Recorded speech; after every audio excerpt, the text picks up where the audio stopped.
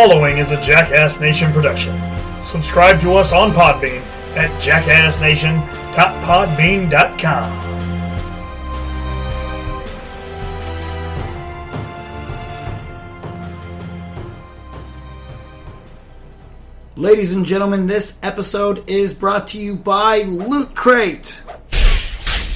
Loot Crate is the monthly subscription service for geeks and gamers that delivers epic swag in a box right to your door, guys. You've got to check out Loot Crate. And right now, Loot Crate is giving all of the Jackass Nation and the SCNS Live listeners a discount. All you got to do is go to youtube.com/SCNS Live and go ahead and sign up for your Loot Crate. When you go to checkout, put in the promo code SCNS Live and you will get a discount on your first box. Go get this stuff now, guys. You will not be disappointed.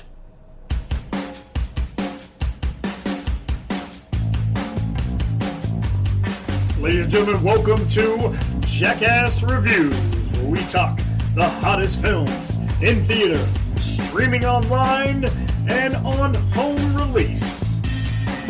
Brought to you by the Jackass Nation Podbean channel and in part by the Offshoots Network. Hosted by the Jackass himself, B to the C. On today's episode, War for the Planet of the Apes.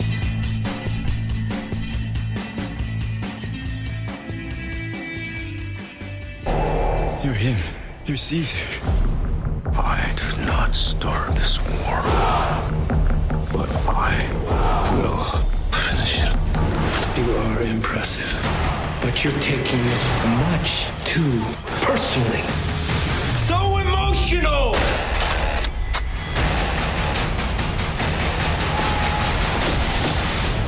Apes together, strong.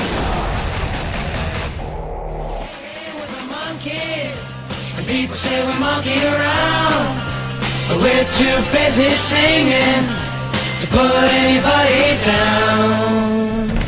Apes on horses, apes on horses, apes on horses. Ladies and gentlemen, welcome to Jackass Reviews for the brand new War of the Planet of the Apes, and that is the Monkeys theme song hitting up behind me. Felt that was a good place to put that in there. Holla at you guys. What is going on? I am your host, the one, the only, the Jersey Jackass, your boy, B to the C. What is going on, ladies and gentlemen? This is, once again, Jackass Reviews, where we talk today's newest hit films, whether they be in theaters, streaming online, or on home release. However, we do so in a very spoiler-filled fashion. We're going to talk about it as if you have already seen the film. So, if you have not seen War for the Planet of the Apes, you need to save this video or this podcast, come back, listen to it later on another time, because we're going to talk in depth, spoiler filled, everything's going down. I'm going to tell you what happens.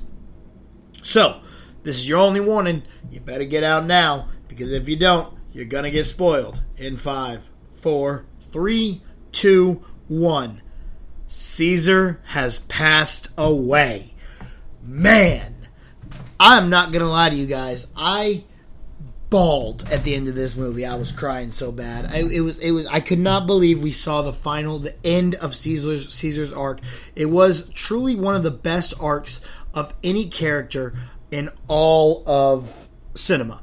I really enjoyed every single one of the films in this trilogy. Is absolutely incredible, and it is arguably one of the best trilogies of all time. It is going to rank up there with Star Wars, with Toy Story, with Back to the Future, with The Dark Knight. This is in the top 5 trilogies of all time. Every single one of these films are absolutely incredible, and War for the Planet of the Apes is no exception. It is awesome. So we open up, and you can tell that there is a war going on. The humans are hunting down who they think they found where Caesar is. Turns out they are wrong, and they get destroyed by these apes. And you get the sense that yes, this is a war going on. We finally do find Caesar. We're in his home. His son shows back up, and he has found a new place for us to move to. unfortunately, as we're going to move there in a couple weeks so we can get away. Caesar doesn't really want to win this war. Caesar does not want to go out there and kill people and destroy humanity. All Caesar wants to do is find a safe haven for his family, for his apes, and just live out the rest of their lives in peace. Because that's what Caesar wants. Caesar is not a military general. He doesn't want to be a military general. He wants to just be peaceful and live a life wherever they can, alone in an ape community, which is admirable. Go get him, Caesar. I'm proud of you for that. So, Winter, a big albino gorilla, is ready to go. He goes, let's go right now. And Caesar's like, nah, we gotta hold up. We gotta wait. The humans have some gorillas on their side. They are Koba supporters. And since Caesar killed Koba, they decided to turn on Caesar and join the humans. And so they are pretty much like slaves to the humans.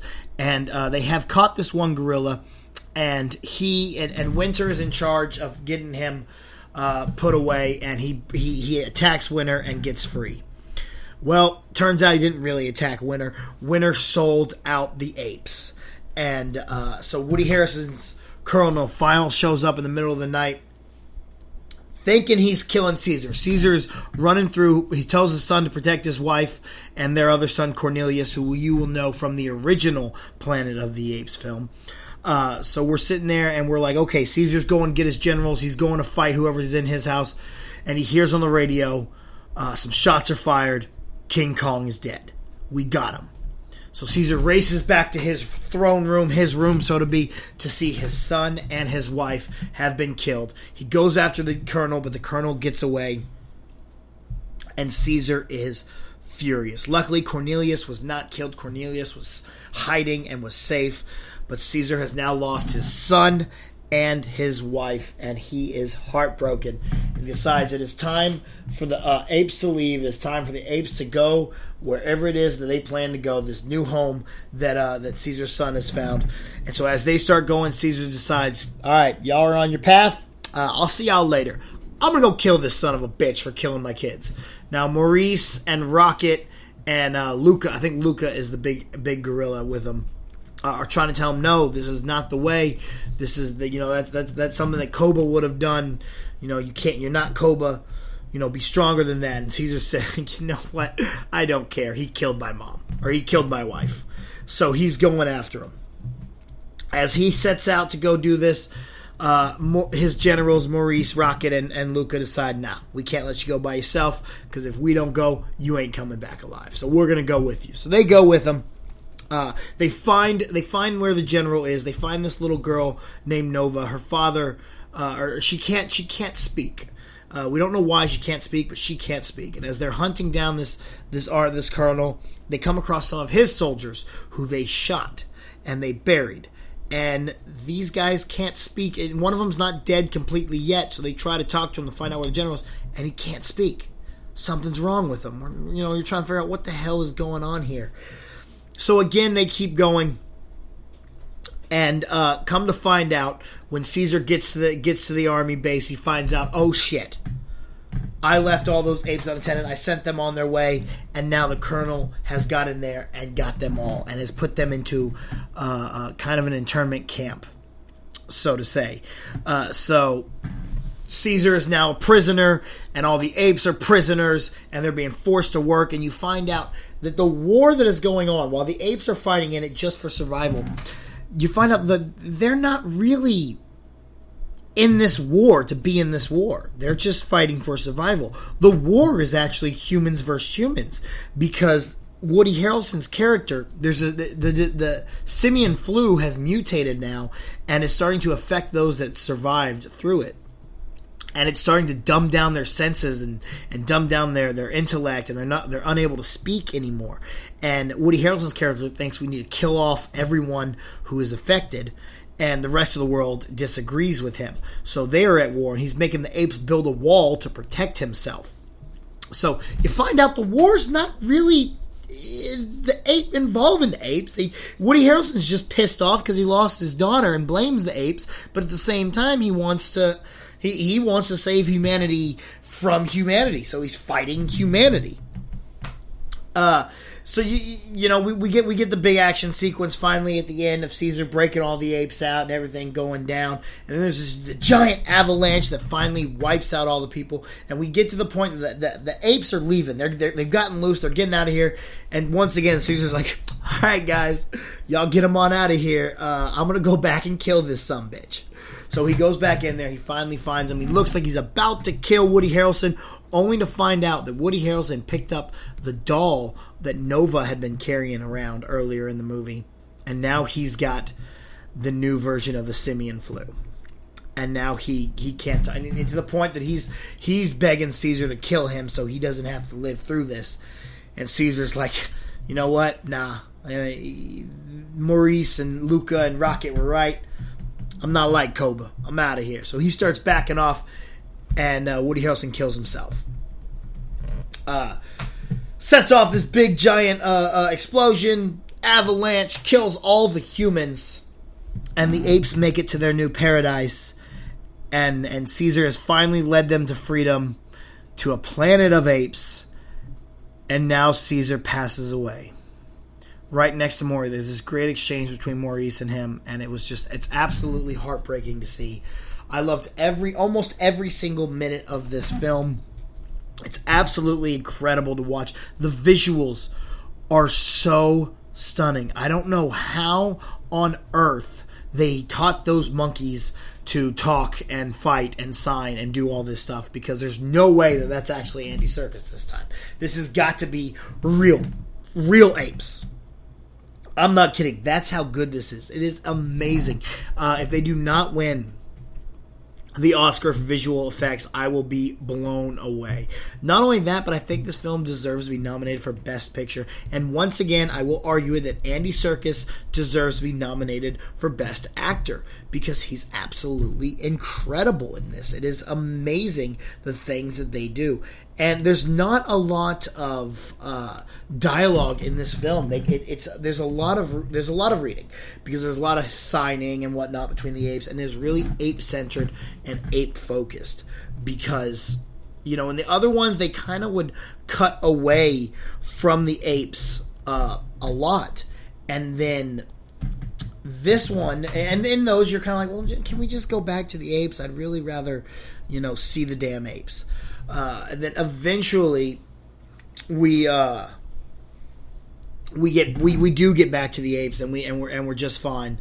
And but in this one, it really stays focused on it. The only real human character that gets any real screen time of note is Woody Harrelson, the Colonel, and he really only has one scene of exposition where he's explaining how his daughter died and why he hates the apes and why he is fighting with the humans. So now you get Amia Miller, who plays Nova in this film, who grows up to be like Cornelius's scientist, or she works with the apes in the originals. So she's really cool to see, but she doesn't talk. She has the disease, and this girl is absolutely incredible. I don't know. Let me see if I can look up how old she is, because she's 13 years old, and she is just awesome in this role. So entertaining. Maurice, once again, is incredible to see.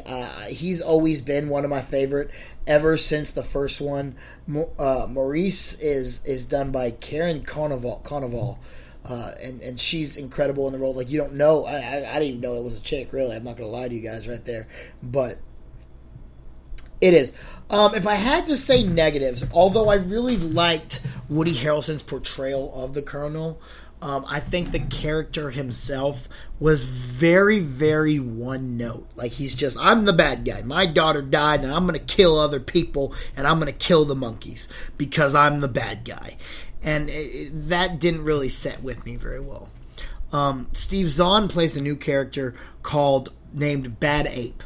And Bad Ape starts out really goofy. And I feel like it was almost it could have been a Jar Jar Binks situation. It could have been he doesn't fit in here, and he didn't fit in there for the most of it. I think he is one of my negatives of the film. However, as the film goes on and he stops being, because there's the one scene that's really focused on him and getting to know him and all that. The rest of it, he's kind of just like one-liners here and there. Now, once he starts just doing the one-liners and it's not so focused on him, he's a lot better in my opinion. I think he works a little bit better there. So that's really entertaining.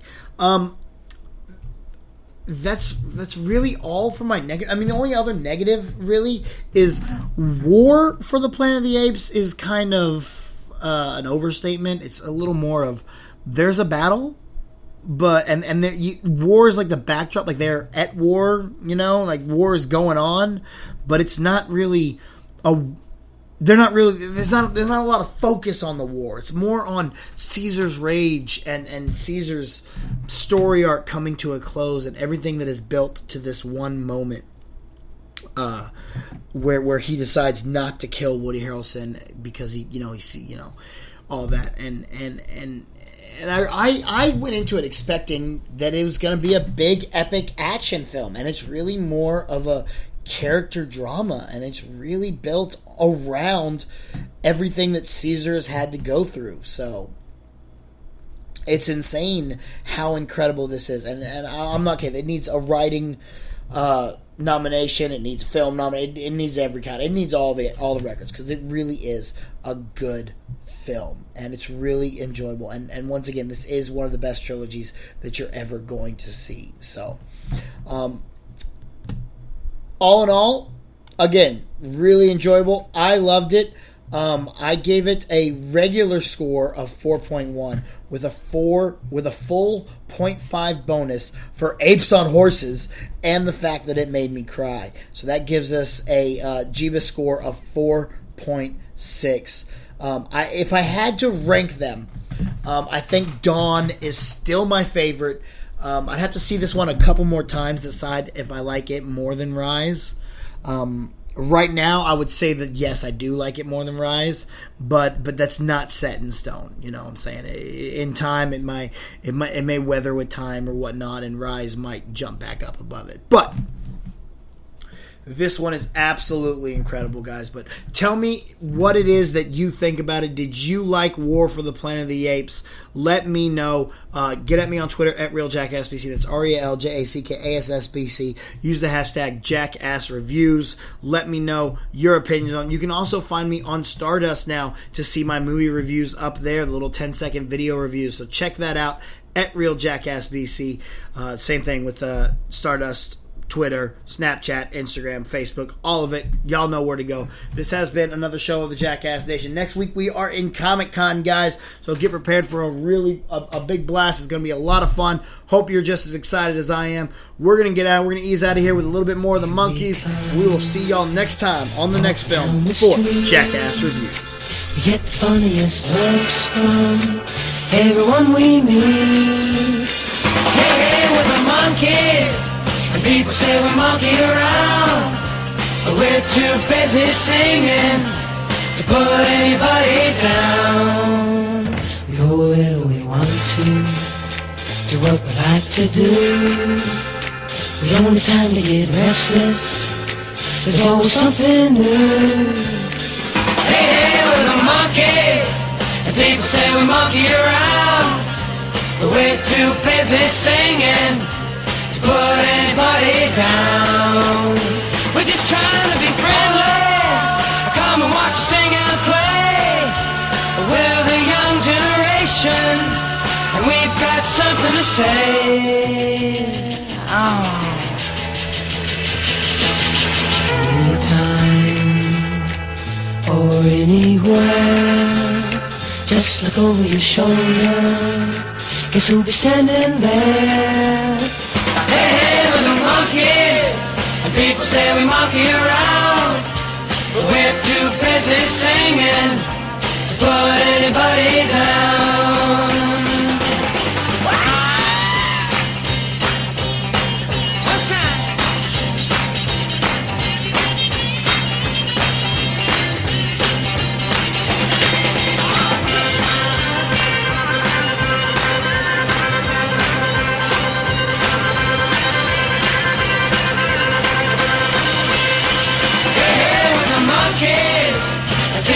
we monkey around, but we're too busy singing to put anybody down. We're just trying to be friendly. Come and watch, sing and play. We're the young generation, and we've got something to say.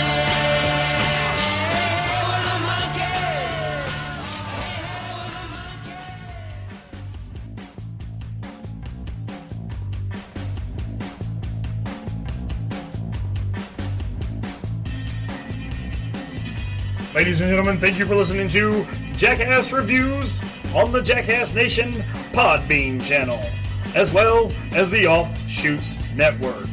Come back next time for more opinions on film from the Jackass. Follow BC on Twitter @RealJackassBC.